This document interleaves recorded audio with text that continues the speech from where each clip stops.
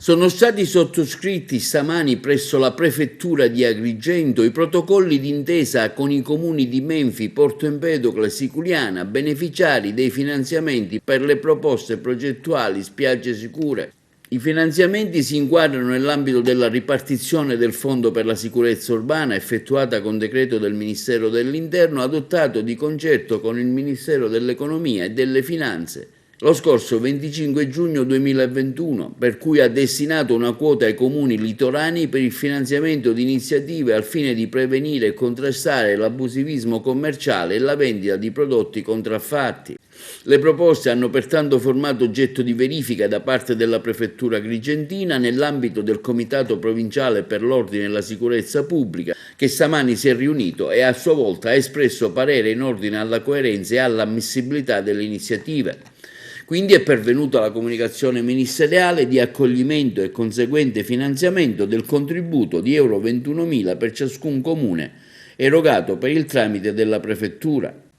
A garanzia di ciò saranno stipulati quindi tra la Prefettura e i comuni beneficiari protocolli d'intesa che contemplano il monitoraggio delle iniziative anche attraverso report mensili sulle attività.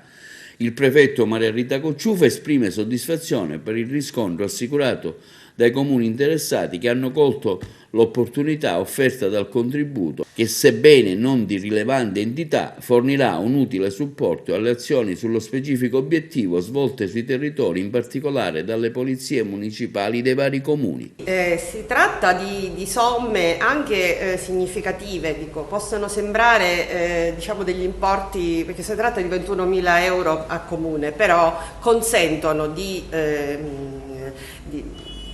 avviare alcune iniziative che serviranno anche per gli anni futuri a meglio contrastare questi fenomeni che sono abbastanza diffusi dalle nostre parti, contraffazioni e comunque a migliorare la sicurezza di queste località balneari. I progetti sono stati già approvati, finanziati, adesso firmeremo questi protocolli. Si tratta di iniziative che riguardano soprattutto l'implementazione dell'attività della polizia locale, ma anche l'acquisto di qualche nuovo mezzo che è un investimento e sicuramente servirà a migliorare